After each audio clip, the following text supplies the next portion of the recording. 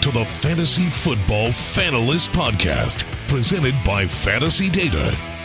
Here's your hosts, Billy Muzio and Bradley Stalder.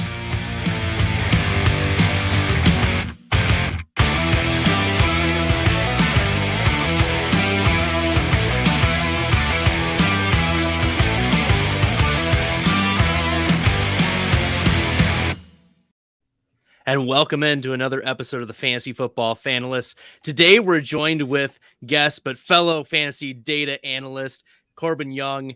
Corbin, you've contributed a lot to fantasy data. Also, you're an analyst for Player Profiler, and you do the Fantasy Pros as well with me. We'll hit into that. Anything else that our listeners and viewers need to know about you?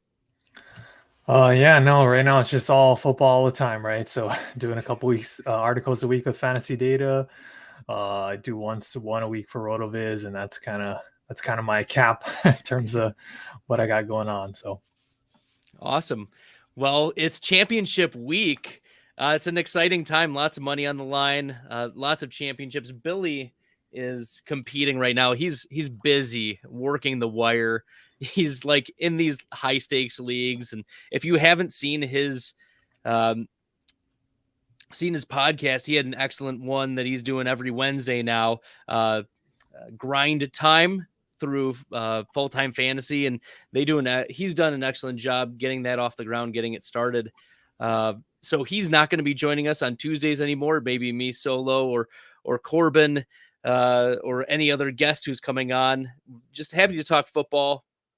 And given the context of this final week, we're playing for championships, and maybe you need some quarterback help. I don't know if Carson Wentz is going to be clearing the protocols, or if Jimmy Garoppolo is going to be available given his thumb injury. Trey Lance, I think, is going to be a pretty strong waiver wire pickup. He was like a fantasy darling as a rookie, in these drafts in March, April, May. But we've come to week 17. This is the championship. Corbin, do you have confidence that Trey Lance can deliver the goods if he's the starting quarterback for the 49ers? I think so, just kind of based on the rushing upside alone, right? I tweeted this out earlier today. Again, small sample alert, but like passing wise, it's been awful, right? Like he's been bottom 5 in on target percentage, second to last in a catchable percentage, and he's bottom 10 in area and conversion rate. So pretty bad as a passer. But when you're averaging like 70 rushing yards per game or whatever, 60-70 rushing yards per game in those two games in week 4 and 5, like, I mean, you're just hoping that he lands in the end zone, as a rusher, and then throws one through the air, and you kind of have your potential QB one day there, right? Yeah, that'll do it. The Konami code is alive and well with Trey Lance. A couple other things. Let me see if I can find my waiver wire pickup playoff edition slide here. And I mean, he gets Houston, so that's a plus matchup just in itself. But also Houston's been on a winning streak lately. They've won 2 straight. Davis Mills increased confidence, but it's also a plus matchup in that Houston gives up 28% more rushing fantasy points to quarterbacks than other, your average team. So do you think that it's going to be like, what is the game script going to look like for this Houston 49ers game? It's a must win for the 49ers.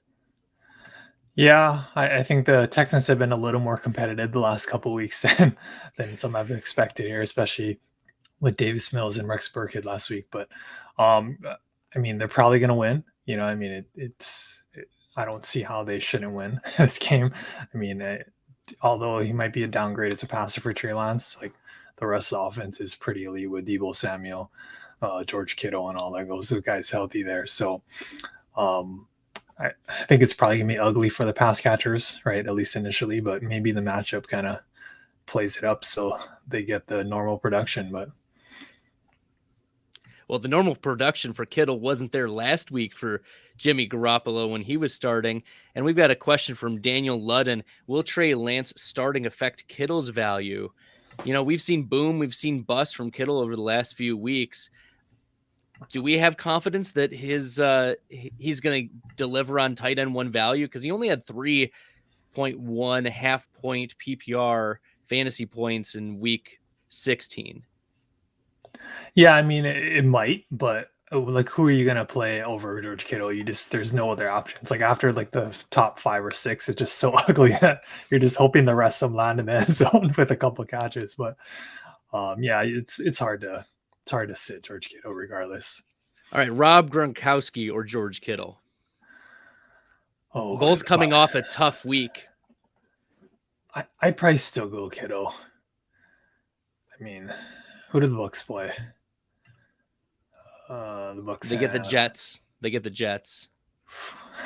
I mean, it's probably about the same. It's still a friendly matchup. So I guess I would go with the. Oh man, that's hard. Yeah, I know, right? I mean, if you had both, I could see you going Gronk, but I would probably still go Kittle just because there's just so much upside there. Oh man, I'll offer a contrarian view. I'd probably start Gronk just with the touchdown upside.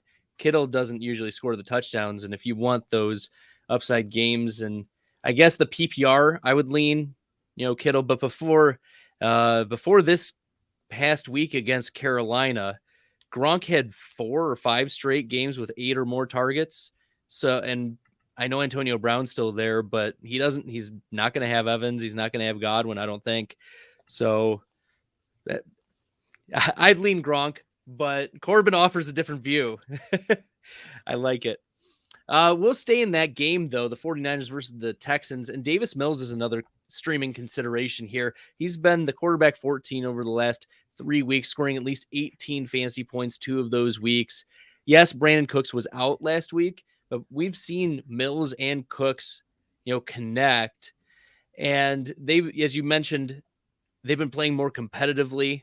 So, I mean, Davis Mills really isn't a quarterback one consideration, but he's a super flex, right? Yeah, of course. I mean, 3 straight top 15 performances. You're just hoping it's not what he put up with the Jaguars. You're just hoping for like maybe 250 passing yards and a couple scores, but doesn't provide anything on the ground. So the 49ers are still kind of tough, though. It's a defense, so I wouldn't just think it's a smash spot, Well, a smash spot at the running back position for the waiver wire. It's got to be Rashad Penny, right? He's got to be the priority add. 33% rostered on Sleeper, 41% rostered on ESPN. As of the writing of the article by Shane Manila of Fantasy Data. So Rashad Penny seems to if you were hurt by Elijah Mitchell being out and you were able to pick up Penny, seems like he's picked up in the production level that Elijah Mitchell was producing before his injury. Yeah, 2 100-yard rushing games in the past 3 games. I kind of tweeted this out, but when you give Penny just 10 rushing attempts or more, he averages just under 77 rushing yards, under 15 fantasy points per game. He's going to be efficient and explosive as long as he's healthy. Really, that's all we're asking for, just healthy. Please stay on the field. And that was actually why he didn't perform that 1 week. We talked about 2 of the last 3 weeks. The 1 week he got hurt, and it was a DJ Dallas game. So yeah, and they get the Lions, and that's a smash matchup for sure. Okay, Corbin, this is your time to shine. Talk to us about Dare Ogunbowale. How much confidence do you have in pronouncing his name and then putting him into your fantasy lineup? So I have a little more confidence in saying Dare Ogunbowale's name than I do with Godwin, Igwe or whatever. I totally need to study the Lions running backs there. But it's just about opportunity here. So I think if we're comparing, I think we'll get to them, but I think if we're comparing the Eagles backs, I'd probably like Boston Scott a little bit more there. But I mean, Dare Ogunbowale, assuming that Ryquell Armstead or somebody doesn't just pop out of nowhere and steal some touches. I mean, granted it's the Jets, but he had 17 rushing attempts, 4 targets, so 21 opportunities, 72 total yards, 84% of the snaps. I think when I was looking back at Gumbawale's game logs, like I think fair expectation is like what we saw last week, maybe even week 16, 17 of 2020, where it's like 15 rushing attempts, few targets, 70 total yards, and just hope he lands in the end zone. I mean, that's probably warrants like a RB3 flex play if you're hurting, or you can't get Miles Sanders, or if you can't get a Boston Scott or somebody to back up Miles Sanders or something. Yeah, and he doesn't have Carlos Hyde. Travis Etienne he's been out the whole year. James Robinson is out with the Achilles. He was running back 15 last week in half PPR against the Jets, who the week before gave up the overall running back 1 performance to Duke Johnson off the street. So, or I should say off the practice squad. He at least was on the team for a couple weeks, but in his 3 career games with 10 or more carries, he's on average the running back 24, but hasn't fallen outside the running back 30. So he hasn't like completely like bottomed out, but he's a low floor running back 2 with maybe mid running back 2 upside. You mentioned if he falls in the end zone, that's probably the only hope and prayer. And he gets New England, and as tough as New England's defense is, I don't think it's directly affecting the running back, but it indirectly affects the running back, because I don't think the Jaguars are going to move the ball very well against New England. Therefore, not in a lot of scoring opportunities, even if Dare Ogunbowale is averaging 4 yards a carry and gets 16 carries. That gets him to 64 yards. It's not going to do it for you if he doesn't fall in the end zone. Feels kind of gross putting him in your championship league. It does. He's worth rostering though, right? Because your opponent could have lost some guys, and then you're just like holding on to this guy that maybe has a better week than we expect, and you don't want to lose to Dare Ogunbowale in week 17. Yeah, you agreed.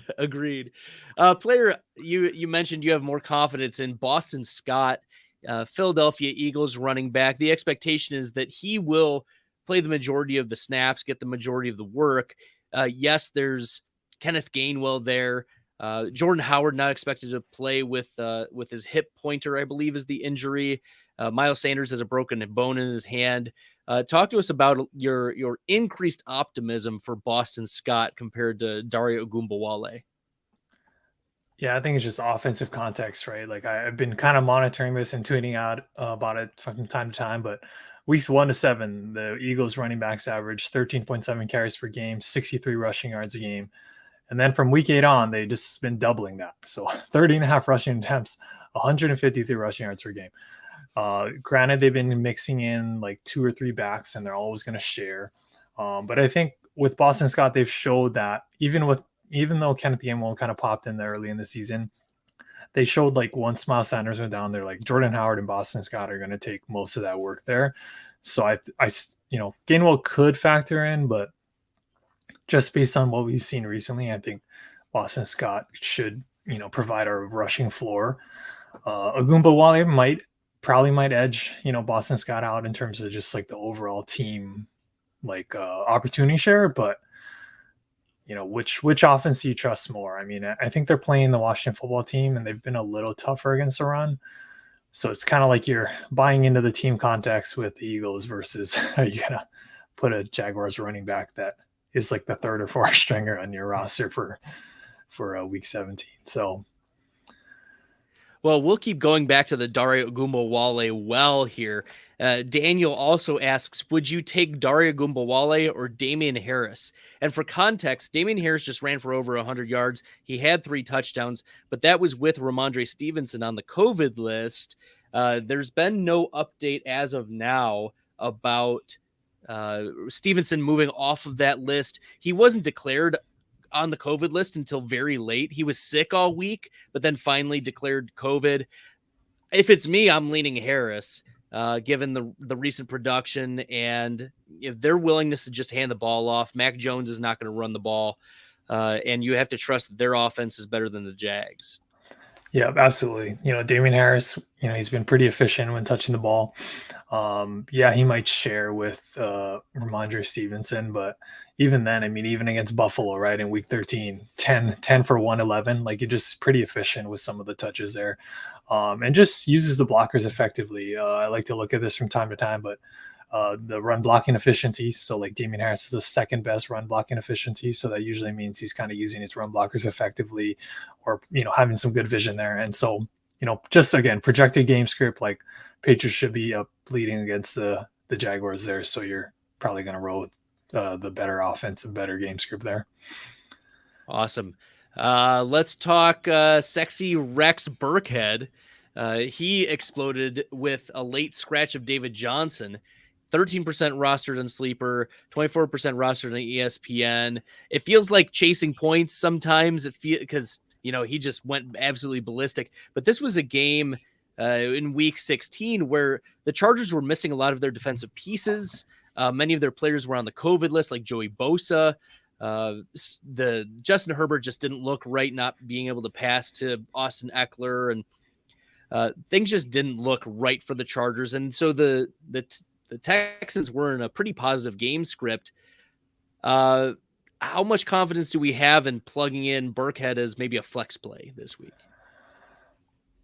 Yeah, like you're saying, he's going to have the volume, but I think wasn't David Johnson out last week? Yeah. And so, David Johnson's probably getting in there a little bit, and it's just been ugly volume. Like outside of this game against the Chargers, it's been like when he gets like 16, 18 touches, he's getting like 40, 50 yards, or peaked at like 66 total yards. And so it's not the best, I probably like him less than I do Dare Ogunbowale, as weird as that seems to sound, because I mean, Rex Burkhead did look pretty explosive, against the Chargers last week. He looked healthy, but again, he was garnering probably most of the load there.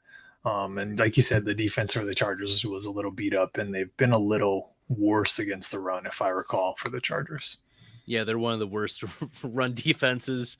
So that's definitely going to be, a matchup worth considering now that the Texans are taking on the 49ers a little bit better, but yet they might get a Bosa in this week. Let's move on to wide receivers, and let's talk about Isaiah McKenzie, because Gabriel Davis was out. Cole Beasley was out. McKenzie played mostly from the slot, and we anticipate Gabriel Davis and Cole Beasley to be out again week 17 due to COVID, although that may not be the case anymore with the change in the COVID protocols. That's a situation worth monitoring, but as of right now, they're expected to be out. Once again, we shouldn't be chasing points, but it has to be encouraging the amount of volume that Isaiah McKenzie got in a pass-heavy offense, and it looks like the Bills have a good matchup against Atlanta. So, is McKenzie also a flex consideration this week?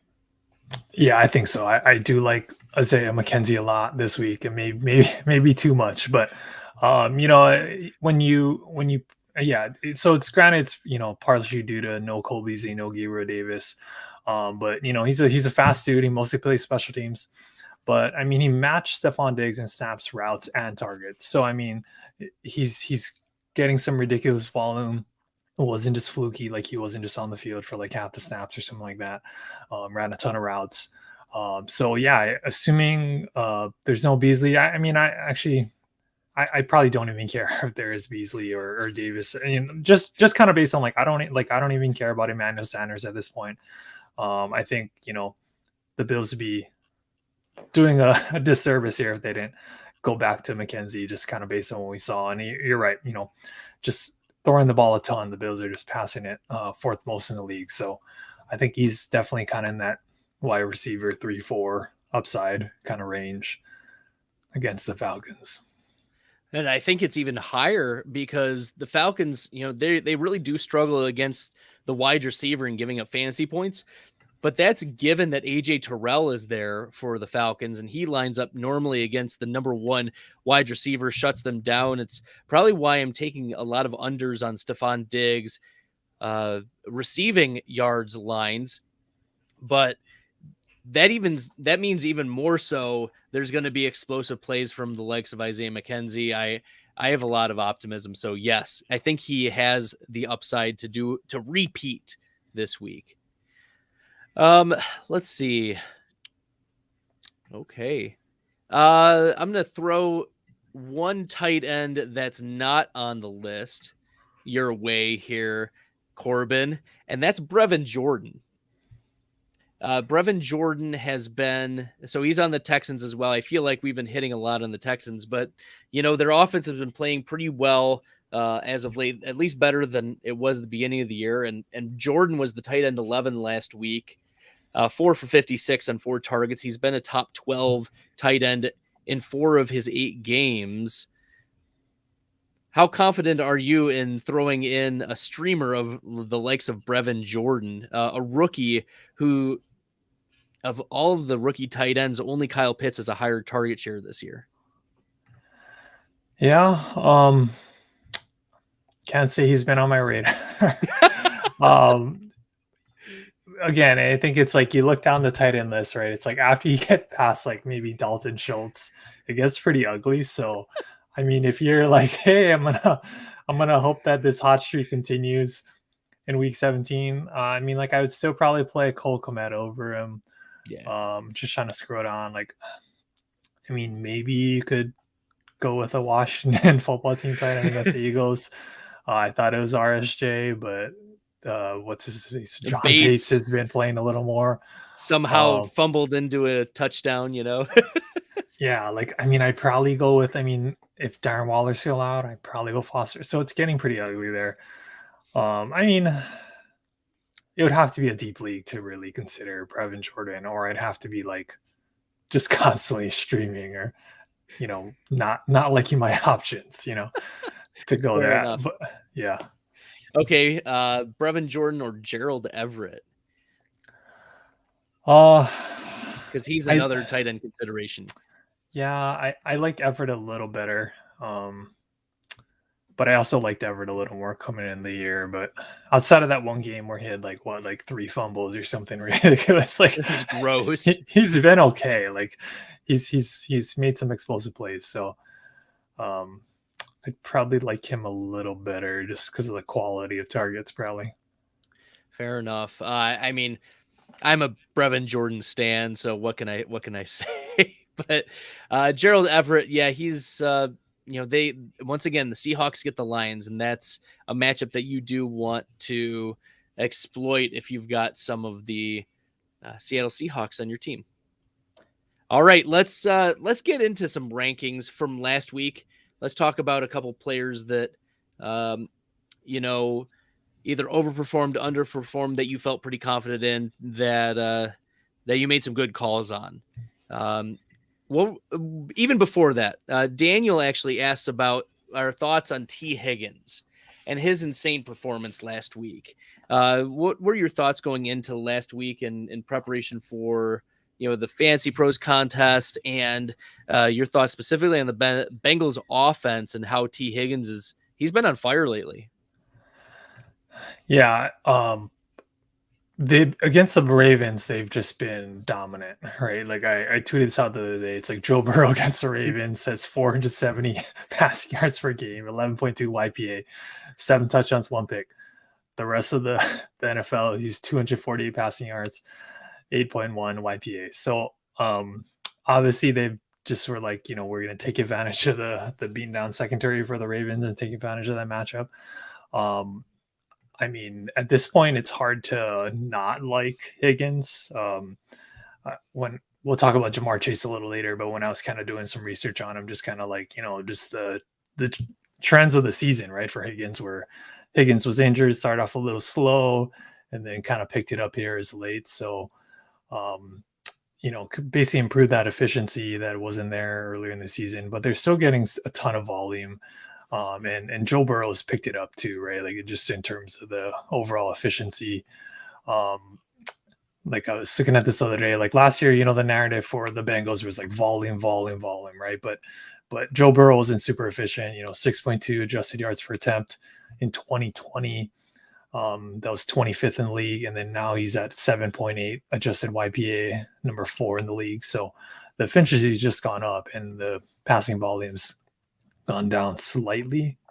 So, I mean, I love Higgins. So there's a league where I had Higgins and AJ Brown last week, and that probably just wanted me that week there. So, yeah, T. Higgins is, I mean, he was a rookie last year, so this is his sophomore year. And you mentioned that volume. The Bengals were one of the pass heaviest offenses last season, and he was able to produce a top 36 rookie season despite, I think it was week 10 or week 12 that Joe Burrow went out with the torn ACL. But he was only so there have been 8 out of 40 90 plus percentile breakout age players. So only about a 20% hit rate for players who break out 90th percentile or higher in age. T. Higgins is one of those 8 that would be like, I would consider a hit.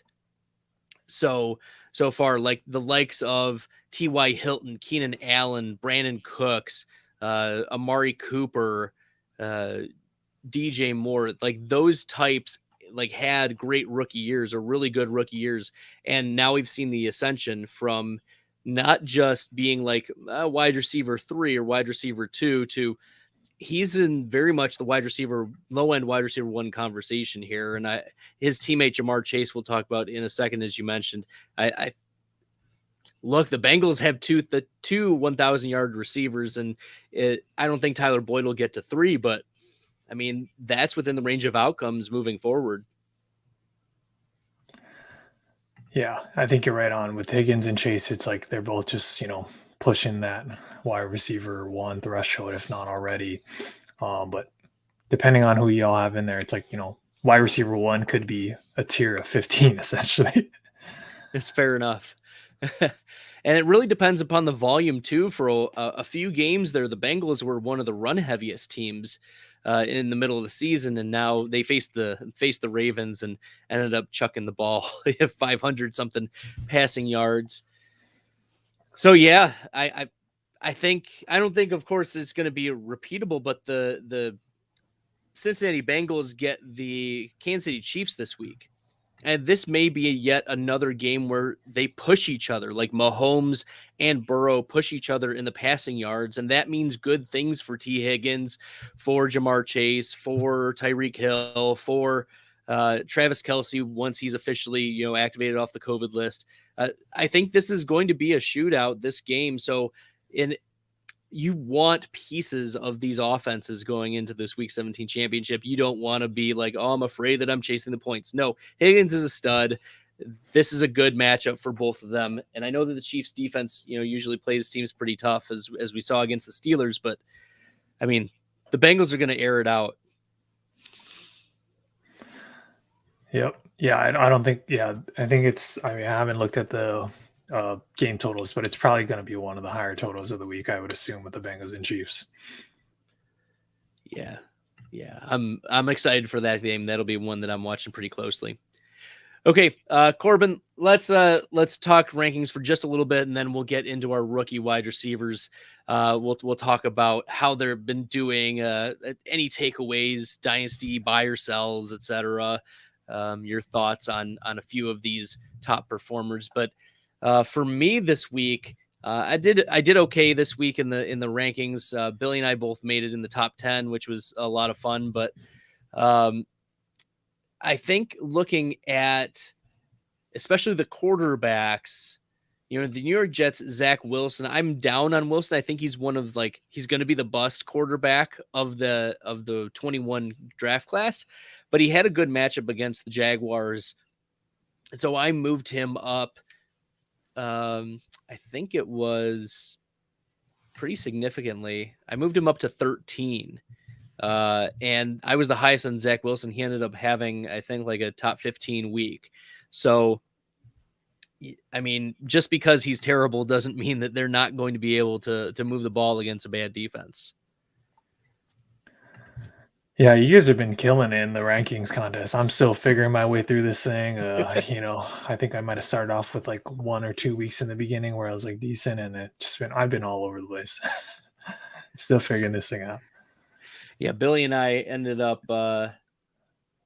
So he was 3, I think, this week, and I ended up being 10. He and I, this was like our third top 10 for both of us. So it's been a lot of fun pushing like each other and thinking it through of, ironing, sharpening iron. But, quarterback that was like a deep cut, but, getting the quarterback 1s and 2s and 3s like right, I think is key, because I ended up killing the quarterback position. I was the second overall ranker on that, and getting the low ones helped, like Derek Carr and bumping up Baker Mayfield. I felt like Mayfield, in the game where the Packers, you anticipated the Packers offense was going to play well, and that Baker was going to have to pass the ball a lot. And it seemed bizarre that Baker had like 2 or 3 interceptions in the first half. And then they finally decided to move to Chubb. It just didn't make sense, like the game call or the play call, in what the Browns were trying to do against the Packers. Yeah, I don't ever try to understand the Browns offense. It just seems like they should just feed, with Kareem Hunt. I think Chubb should get that, massive. I mean, he gets a workload, but it's like they still mix in Dearness Johnson. They still mix in Brett Lankin on the running back wide receiver guy. But, they keep mixing in a third guy. And it's like, just feed him, put him in the passing game too. But I don't know. I mean, he's still damn good, though. Yeah, Nick Chubb is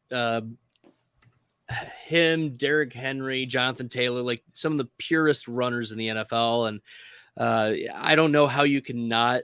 I think the only argument against Chubb is like in Dynasty, when now that he's on his second contract, he's gotten a lot of workload already. He's already had 2 straight seasons where he's lost 3 or more games to injury, but he's not injury prone, right? He doesn't have that tag that other running backs who have missed some time do have, at least in what I've looked at. So yeah, I don't know. I think getting Kareem Hunt back would be good for them, but I don't even know if they're going to make the playoffs. That's going to be tough. Okay. I'm trying to look up the question here that Daniel is asking before we get into the rookies. Where does Tua rank on your list? I mean, this could be in the Fantasy Pros, or this could be in where do you think he ranks? The Miami Dolphins handily beat the COVID-stricken New Orleans Saints last night, Corbin. So does Tua's performance over the last 7 games of this winning streak increase your confidence that he's going to stay as the Miami Dolphins quarterback? Long term, I think at least in the short term, right? At least in the next few years, unless I don't think I'm not too locked into the college stuff, but I don't think this year's quarterback class is going to be kind of like similar to last year, where there's going to be a lot of guys moving up to the top.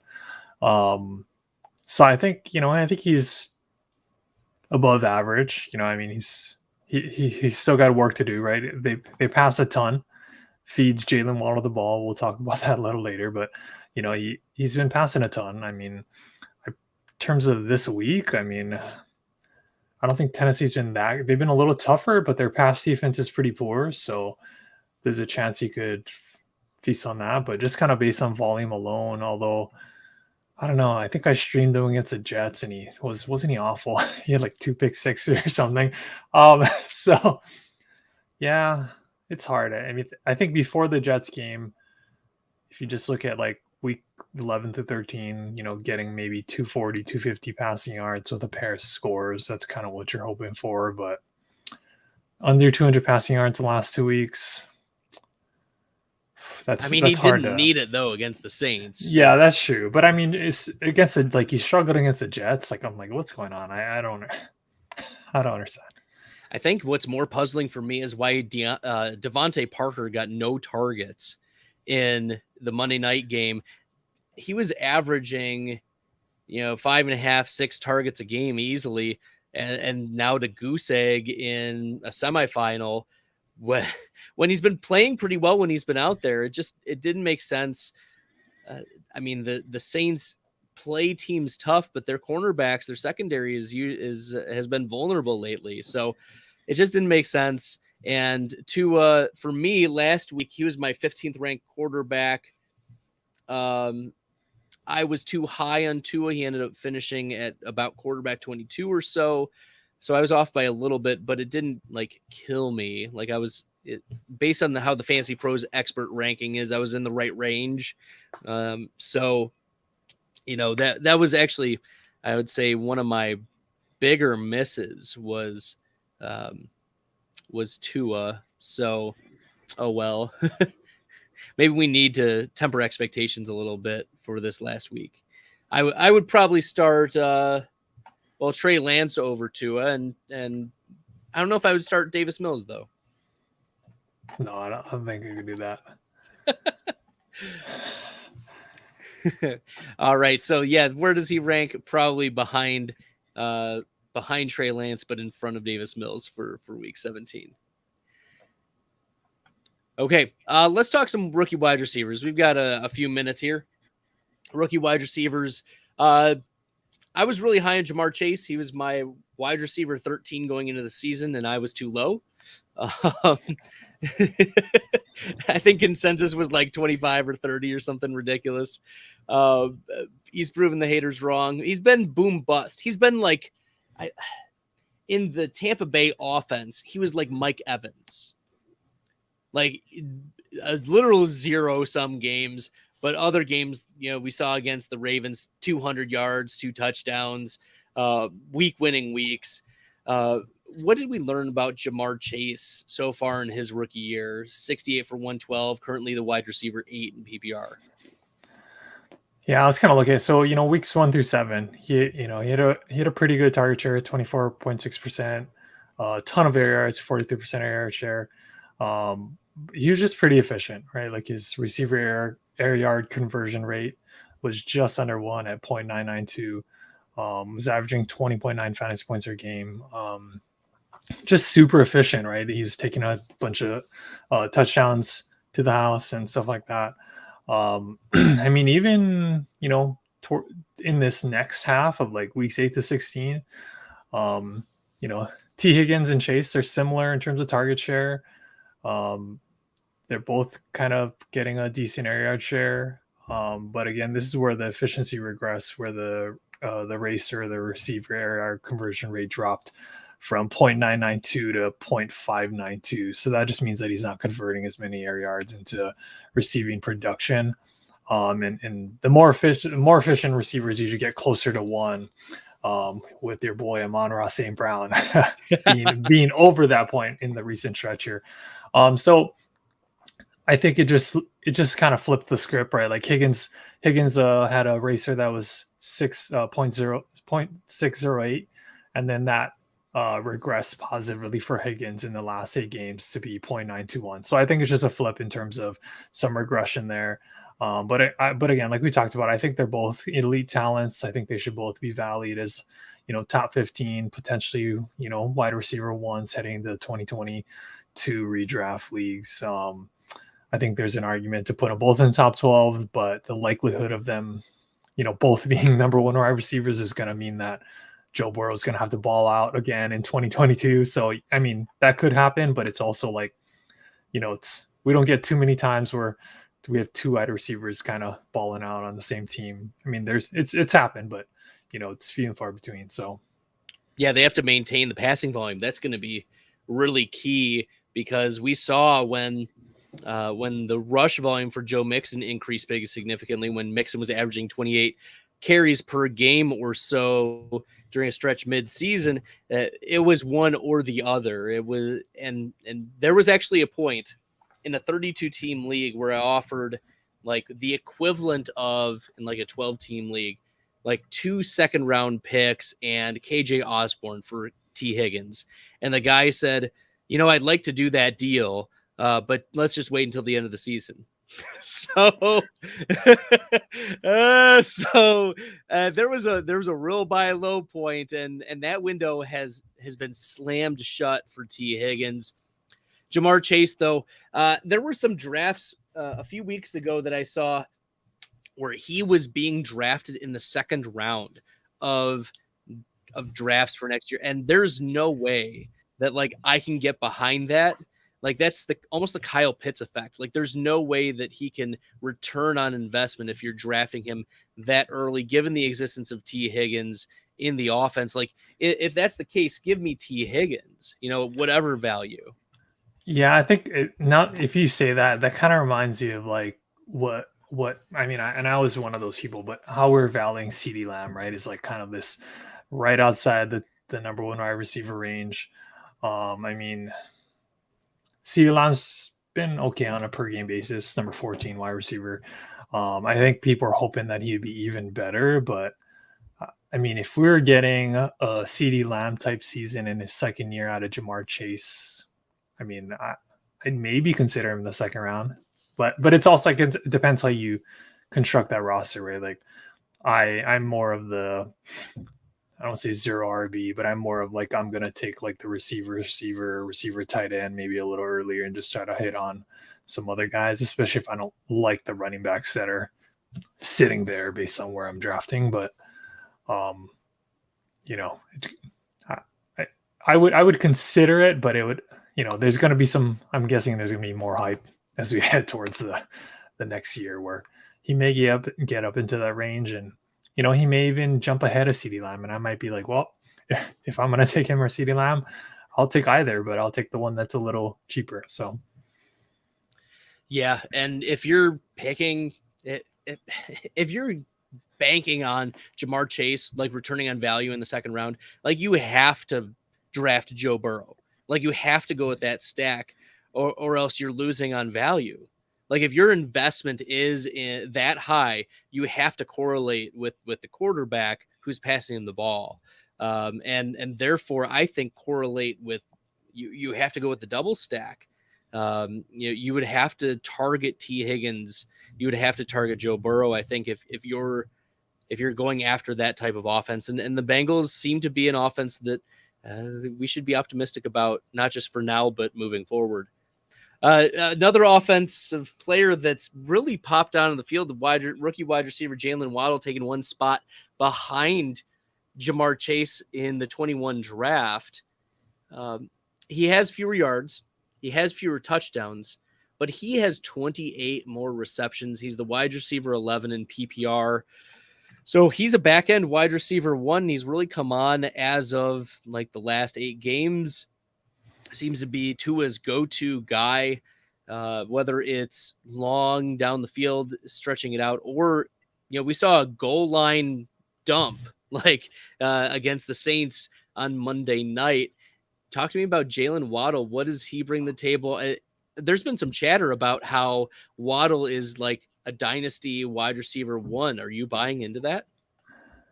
Yeah, I think admittedly I have zero Jalen Waddle. I don't think he was just on my radar in terms of where he was going, and maybe I like Devontae Parker a little more, that kind of thing. And so it's just like but yeah, I mean, another team like we talked about, just volume, right? The Dolphins are passing it a ton.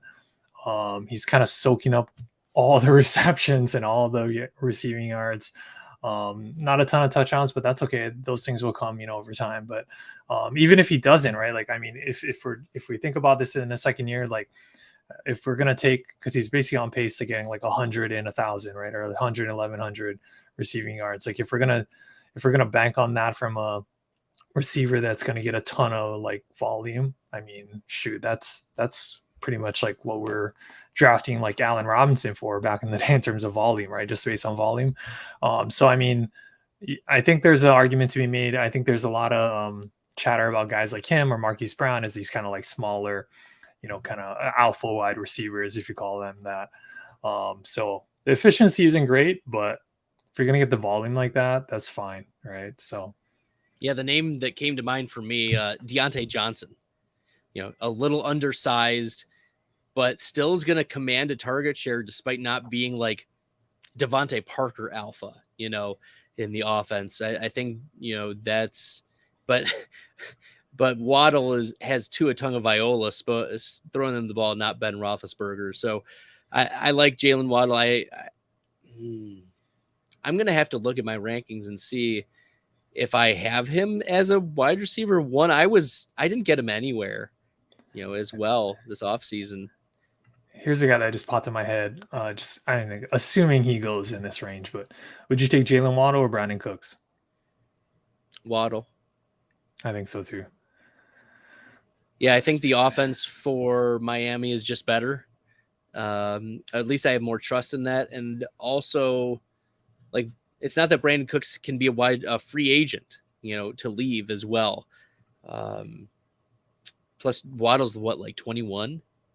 Brandon Cooks is 29. So give me the younger player who's, shown it immediately on an offense that needs him. Whereas the Texans don't need anything. So well, they need everything, which is why they need nothing. Yeah. I mean, I was just trying to look at the receiver conversion rate. I mean, amongst receivers with 100 targets, he ranks basically top 10, right, in between Cooper Kupp and Devontae Adams. So that kind of tells us that right there. Beautiful. Just, you just get in the volume and just produces with it. So, I think he's probably gonna be in that wide receiver 2 range in terms of draft ADP, but he's probably gonna be worth it. I'm guessing he's probably gonna fall in like that running back dead zone range, maybe rounds 3 to 5 or something. Smash. Yeah, I would guess. I mean, I'm just trying to project, like, because he's been so good, right? Like for so long throughout the season that people are probably gonna pump him up. So. All right. Well, that leads into Daniel's next question for us. Which Bama rookie are you more high on for the future, Waddle or Smith? And I mean, we've been talking about Waddle. It has to be Waddle, right? Yeah, I think so too. I have some data on Devontae Smith in terms of splits when they started running the ball. That might give us some optimism. but yeah, I think we have to go Waddle right now. Yeah. I'll explain my case about Smith later, but yeah, I think, well, we can go right into Smith here. He's the next wide receiver on our list. Smith, 58 for 94. So he'll probably get his 60 catches, 821 receiving yards. He's an outside chance to get 1,000 in these next 2 games. 5 touchdowns. He's the wide receiver 29 in PPR. And Mike Clay actually just tweeted out a couple minutes ago a side-by-side comparison. Where's Clay here? Just a few minutes ago, a side-by-side comparison of Jalen Waddle and Devonta Smith. Their average target percentages are virtually the same, within 1% of each other. The same amount of receiving touchdowns. What are some other comparable stats? Off-target percentage has been pretty comparable, but they've been used very differently. Like the yards per target, expected yards per target, very different. The average depth of target for Devonta Smith is just so significantly higher than that of Waddle's. And Smith, as we noticed, just doesn't get the targets, despite the target share similarity, because, as you mentioned, the Eagles run the ball so much that it's the same percentage virtually, but a smaller pie. Yeah, that's exactly right. That's what I was going to note, is that, like, weeks 1 through 7, Devonta Smith had an almost identical target share and air yard share that he did from weeks 8 through 16, right? It was 23% target share, 34% air yard share in weeks 1 through 7. Weeks 8 through 16, 22.5% target share, 35% air yard share. So almost identical. Almost identical fantasy points, 11.2 fantasy points per game first 7 weeks. Last 8 weeks, 11.4 fantasy points per game. The main difference is just the amount of volume, right? So the Eagles are averaging over 34 pass attempts per game in the first 7 weeks, and then from weeks 8 and on, that dropped 10 pass attempts per game down to just under 24 pass attempts per game. So it's kind of like that Bills-Patriots game where Mac Jones threw 3 passes and people are joking like, Jonnu Smith had a 33% target share. That was me. Yes. so it's like context matters, right? Like, yes, I think it was 100% target share in the first half. Yeah. So, like, yes, I like to look at target share for, just overall, like, or just like share in general, right? Because sometimes the raw number doesn't give us the full picture. But I don't think any receiver can thrive on, a team that's passing less than 24 times a game, unless they're throwing to him like 12 to 15 times a game, He would which need a that's not 50% happening. target share. Yeah, he would need to be AJ Brown or Devontae Adams or one of these guys. Um, so almost identical, uh, first half, second half for Devontae Smith, but the passing volume's got to worry us, especially if the kind of passing efficiency for Jalen Hurts doesn't improve, right? Yeah. I mean, Jalen Hurts, the offense runs through Jalen Hurts. He's going to run the ball or he's going to pass the ball. And that's, I mean, or he's going to hand the ball off, right? Those are the three simplest things, but the majority of those decisions are up to him. And if he's comfortable running the ball, he will, because that's one of his a significant part of his skill set. So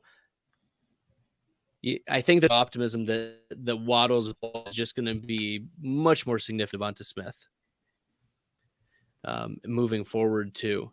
Okay, we got to get Amon-Ra St. Brown in. He's the wide receiver 30 in PPR, drafted by the Detroit Lions.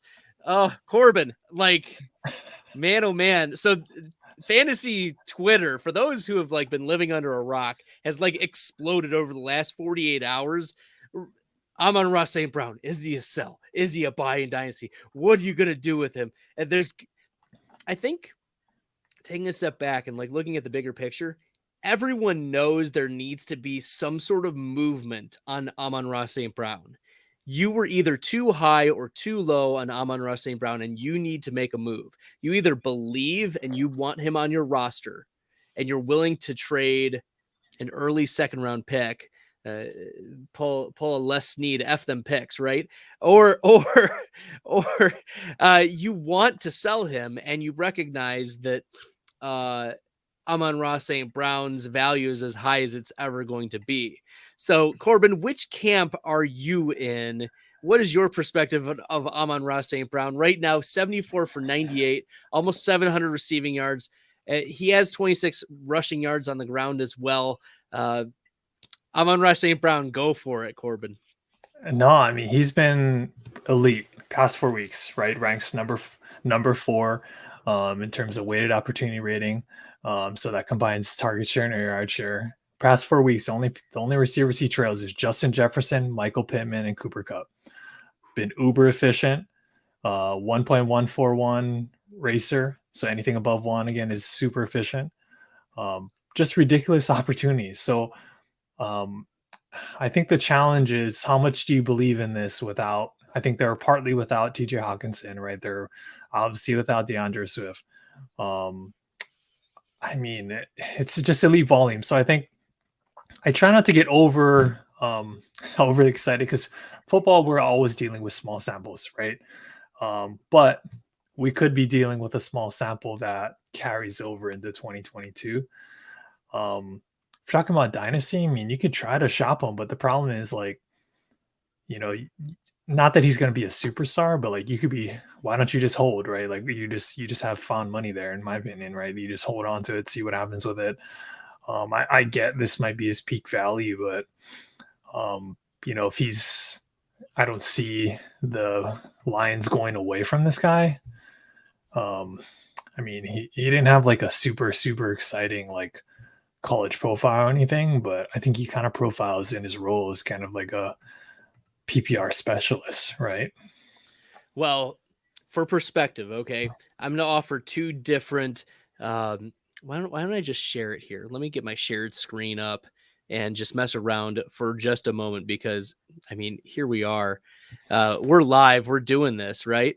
So I don't know if y'all can see this, but Amon-Ra St. Brown is right in the middle. This was a screenshot taken yesterday, okay? And he's ranked as the 53rd most valuable on Dynasty Trade Calculator, which, everyone has their opinions of Dynasty Trade Calculators and trade calculators and everything like that, but at least gives us, a lens through which, some of the market is perceiving him. And right now, I would take literally any player on this list, Like maybe not Jerry Jeudy. I don't know. I'm becoming more agnostic towards Jerry Jeudy, but every other player listed here, I would take if someone offered, if I had Amon-Ra St. Brown, I would be willing to do that. So I don't know if there's anyone for you on this list here, Corbin, but Yeah, I think if we're looking at a receiver, like I would take Ayuk, take Marquise Brown, I would take Chase Claypool. I think Chase Claypool is a nice kind of buy low, assuming that they don't, just have a stretch of terrible quarterbacks in Pittsburgh after Ben Roethlisberger leaves. I love Jerry Jeudy. I've actually been trying to shop around and buy him, but it's hard because I'm trying not to change too much from what I thought about Jeudy, because I don't think much changed. The offense is still about the same. They're just running the ball more. Yeah, I mean, but my thing is with selling, or like a guy like Amon St. Brown, like you got to make sure somebody's going to buy that, right? You got to make sure that somebody's going to give you that. But yeah, if someone offers you that, I think I would definitely take it. But I would also envision. Yeah, I mean, you have to test the waters, but I mean, looking at Keep Trade Cut, a different trade calculator, his range of acceptable players, and this is non-super flex that I clicked on here. I mean, I'm looking at this list, and maybe not Ramondre Stevenson, possibly, depends on your opinion of him. But if I can get Rondale Moore plus for Amon-Ra St. Brown, like, I think the value is way too crazy. That's just me. I'm also looking at his for Roto Underworld Player Profiler, his comps are like Nate Washington and Brandon Lloyd, and like players who hit like 1,000 yards like once in their career. They had maybe one wide receiver 1 year and 2 wide receiver 2 years, and like didn't show up the rest of their careers.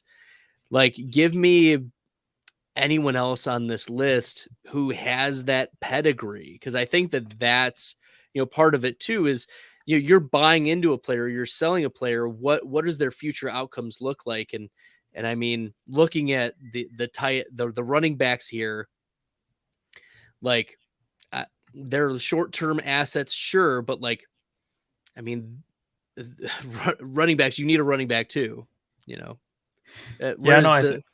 the likes of Amon-Ra St. Brown in rookie drafts, like they show up a dime a dozen in, those types of profiles show up in the 3rd, 4th, 5th round of your rookie drafts. Yeah, no, I think you hit it home. Rondale Moore might be a guy to go poke around about, just because he hasn't really had the opportunity or met expectations this year. Yeah, Rondale Moore, 65 targets.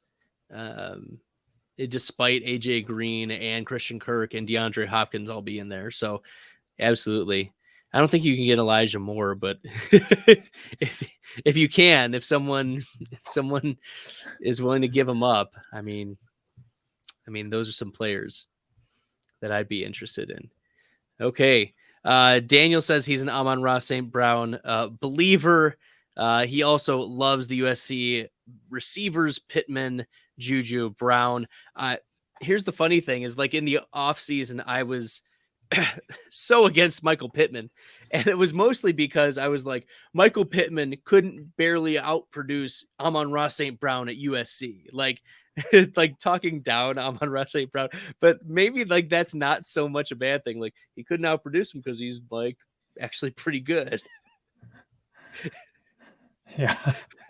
Yeah, no, I think Pittman's got some pretty good opportunity and numbers this year. So I do like him a lot. Yeah, no, that's a good group coming out of UC though. But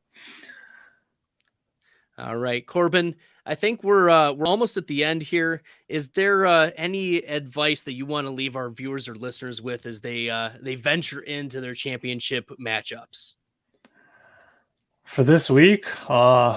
Just assess your, how you set up your roster, right? Like, you don't want to be rolling out Rex Burkhead, Dari Ngubawale, and Isaiah McKenzie unless you really, really, really have to. But I would like to play, maybe one of those guys if I could, just kind of based on potential opportunity. So, just kind of don't get too silly there with kind of plugging in a bunch of risky players there. But hopefully we don't have a similar week to like we did last week where it was just like, do I just play the guy that's going to play on Saturday? Byron Pringle, he's out there, right? Yeah, it's like, do I just play this guy? Like, I mean, I felt bad. There were some folks that were like, do I play Alan Lazard or Tyler Johnson? And I'm like, oh, Tyler Johnson's in a good spot. Puts up a 0, but I'm just like, but then there's other guys that like didn't even play, right? Like, so it's like, oh, well, I guess we should have won with a guy that is just going to play, I mean, I had to trade because I wasn't sure if Tyreek Hill was going to make the COVID protocols. I traded Tyreek Hill for Deontay Johnson and a 2nd round pick for next year. I mean, I didn't feel like it was as much of a downgrade as like it sounds on or looks on paper. But like desperate times, right? Yeah. Yeah. So hopefully you make it through, and hopefully we don't get too many craziness of last week where everybody's just on the COVID list or injured last minute. But yeah. And you mentioned one other piece of advice I want to just echo again. If you've got the roster space, play some defense with the waiver wire, right? Don't let any of those guys that Corbin mentioned get onto your opponent's roster and knock as Corbin mentioned earlier, don't let Dario Gubawale knock you out of the championship. Yeah. I mean, I still remember like it must have been a couple years, Brashad Perriman, like just grabbing him and then being like, do I play this guy in the last week or two of the season? And he went off, right? So there are chances like that. So I think it's just you have to kind of assess your level of risk and assess what your roster looks like. But also you don't want to get beat by this guy that's supposed to be the waiver wire pickup in the last week of the season. All right. Thanks, Corbin, for joining me tonight on the Fantasy Data live stream. Of course, you can hit Corbin up on at Corbin_Young21, right, on Twitter. And you can follow me at FF Stalder. Follow us, Fantasy Data NFL, on Twitter. You send us DMs, questions, whatever you would like in your championship week. We want you to be successful. We want the best for you. Good luck to everyone, especially Billy, who's competing for, I think, $100,000 in one of his leagues. So good luck to everyone competing. Best of luck, and we'll see you